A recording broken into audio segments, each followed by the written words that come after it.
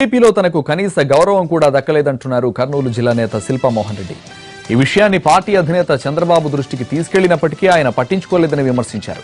టీడీపీకి భవిష్యత్తు లేకపోవడంతోనే వైసీపీలోకి చేరారన్నారు శిల్పా. పార్టీ ఇన్ఛార్జిగా ఉండి కూడా నంద్యాల అభివృద్ధి గురించి శిల్పా పట్టించుకోలేదంటూ కౌంటర్ ఇచ్చారు మంత్రి అఖిల ప్రియ. అలాగే శిల్పా పార్టీని వేయడం వల్ల నంద్యాల 10 అభివృద్ధి చెందుతుందని అంటున్న అఖిల ప్రియతో మా ప్రతినిధి చంద్రశేఖర్ ఫేస్ టు ఫేస్. ఆంధ్రప్రదేశ్లో నంద్యాల రాజకీయం హాట్గా ఉంది. మాజీ మంత్రి శిల్పా మోహన్ రెడ్డి టీడీపీని వీడి వైసీపీలో చేరారు. ఆయన ప్రధానంగా టీడీపీ అధిష్టానం నాన్సుడు ధోరణి కారణంగా నేను పార్టీని వీడుతున్నానని ఆయన చెబుతున్నారు. దాంతోపాటు శిల్పా వైసీపీలో చేరిన నేపథ్యంలో నంద్యాల రాజకీయం ఏ విధంగా ఉండబోతుంది, నంద్యాల ఉప ఎన్నికల్లో విజయావకాశాలు ఎలా ఉండబోతున్నాయి అనే విషయాలపై మాట్లాడడానికి మనతో మంత్రి భూమా అఖిల ప్రియ గారు ఉన్నారు. ఆమెతో మాట్లాడే ప్రయత్నం చేద్దాం. చెప్పండి, శిల్పా టీడీపీని వీడి వైసీపీలో చేరారు. ప్రధానంగా టీడీపీ అధిష్టానం పైన ఆయన ఆరోపణ చేస్తున్నారు. సమస్యల్ని పరిష్కారం చేయట్లేదు, నానుస్తుంది, అందుకే బయటకు వెళ్ళిపోయినాను. ఈరోజు శిల్పా మోహన్ రెడ్డి గారు వైసీపీలోకి చేరారు. మరి ఆయన చెప్పే కారణాలు వింటుంటే మరి ప్రజలందరూ కూడా ఎవరు నమ్మే స్థితిలో ఎవరు కూడా లేరు. ఈరోజు ఆయన టీడీపీని వదిలి వైసీపీకి వెళ్ళడానికి కారణాలు ఏమేమి చెప్తున్నారు? 1, ఆయనకి మర్యాద ఇవ్వట్లేదు. 2, పనులు జరగట్లేదు. 3, మరి ప్రోటోకాల్ పాటించట్లేదు, ఎవరికి చెప్పుకున్నా కూడా మా పనులు జరగట్లేదు అని చెప్పి ఆయన అంటున్నారు. నేను ఒకటే అడగదలుచుకున్నాను, ఈరోజు శిల్పా మోహన్ రెడ్డి గారు నాకు ఈ పని కావాలి అని చెప్పి ఎవరిని వెళ్ళి కలిశారంట? ముఖ్యమంత్రి గారిని కలిశారా, లేకపోతే ఎవరైనా కన్సర్న్ మినిస్టర్స్ని కలిశారా? నాకు ఈ పని కావాలని ఇంతవరకు ఆయన బయటకు వచ్చి అడిగింది ఎవరిది లేదు. మంత్రి హోదాలో మీరు నంద్యాలలో కార్యక్రమాలు చేపట్టినప్పుడు అధికారికంగా కావచ్చు, పార్టీ కార్యక్రమాలు కావచ్చు, వాటికి ఇన్ఛార్జిని ఆహ్వానించలేదు, ఇన్ఛార్జిగా శిల్పా మోహన్ రెడ్డిని అని అంటున్నారు. ఒకటండి, గవర్నమెంట్ ప్రభుత్వం సైడ్ నుంచి ఏదైనా ప్రోగ్రామ్ జరిగినప్పుడు ఆయనను పిలవాల్సింది నేను కాదు. అక్కడ కార్యక్రమం ఆ ప్రోగ్రామ్ కండక్ట్ చేసే కమిషనర్ గారు కానీ, మున్సిపల్ కమిషనర్ గారు కానీ, ఆర్డీఓ గారు కానీ, లేకపోతే కలెక్టర్ గారు కానీ వీళ్ళు పిలవాలి. మామూలుగా అయితే నేను ఎందుకు ఫోన్ చేసి ఆయన రమ్మని చెప్తాను? సరే, వీళ్ళు పిలిచినా ఆయన రాలేదు, అది వేరే సంగతి. ఆ విషయం బయటికి చెప్పాడు ఆయన. ఇన్ఛార్జిగా నీకు ఒక బాధ్యత ఇచ్చినప్పుడు నువ్వు బయటకు వచ్చి పని చేయాలా. సిట్టింగ్ ఎమ్మెల్యే చనిపోయిన తర్వాత ఆ ఇన్ఛార్జ్ ఆయనే కదా, పెత్తనం ఆయన చేతికే ఉంటుంది కదా, ఎందుకు బయటికి రాలేకపోయినాడు? ఆయన భూమానాగరెడ్డి గారు చనిపోయిన తర్వాత టీడీపీ ఇన్ఛార్జిగా ఆయన ఉన్నాడు, మరి బయటకు వచ్చి ఎందుకు పని చేసుకోలేకపోయినాడు? కేవలం అంటే నేను బయటకు వచ్చి పని చేయకూడదు, ఆయన చేయకూడదు అంటే ఆయన దాకా పనిచేసే స్టైల్ నాది కాదు. ఏదైనా బాధ్యత అప్పచెప్పినప్పుడు దాన్ని ఫుల్-ఫ్లెడ్జ్గా చేయడమే నాకు మా అమ్మ నాన్న నేర్పించినారు. అదే స్థాయిలో నేను వెళ్తున్నాను. నేను కూడా చేయకూడదు అంటే మరి ఎవరు చేస్తారు? అట్లే వదిలేసుకుందామా నంద్యాలని?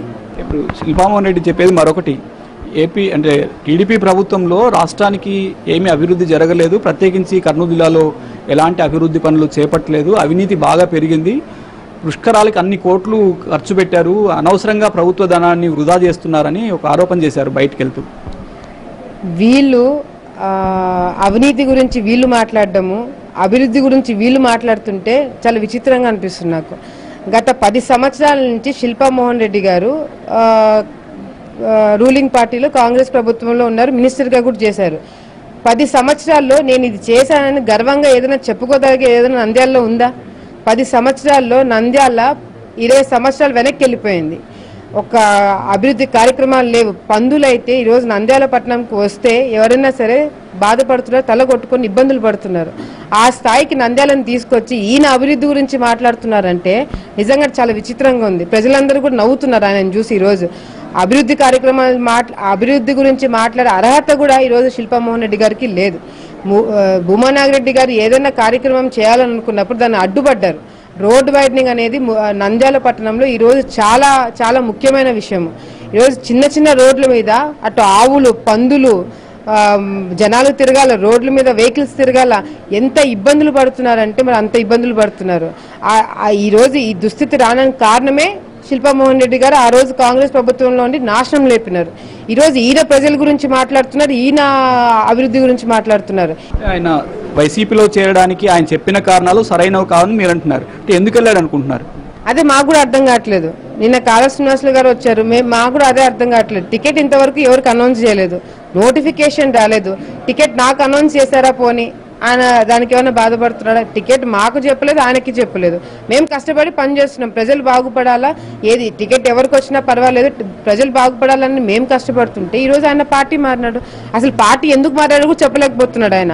నాకు మర్యాద ఇవ్వట్లేదు, నాకు ప్రోటోకాల్ లేదు, ఇట్లాంటి విషయాలు, చిన్న చిన్న విషయాలు ఒక మంత్రిగా చేసిన వ్యక్తి మాట్లాడాల్సిన విషయాలు కాదు. ఏదైనా నీకు చిన్న చిన్న ప్రాబ్లమ్స్ ఉంటే నువ్వు కూర్చొని మాట్లాడుకొని నువ్వు సార్ట్అవుట్ చేసుకోవాలి, అంతేగాని నాకు మర్యాద ఇవ్వట్లేదు అని పలకరించట్లేదు అనే ఈ రీజన్స్ చెప్పి పార్టీ మారడం అనేది నేను ఎక్కడ చూడలేదు.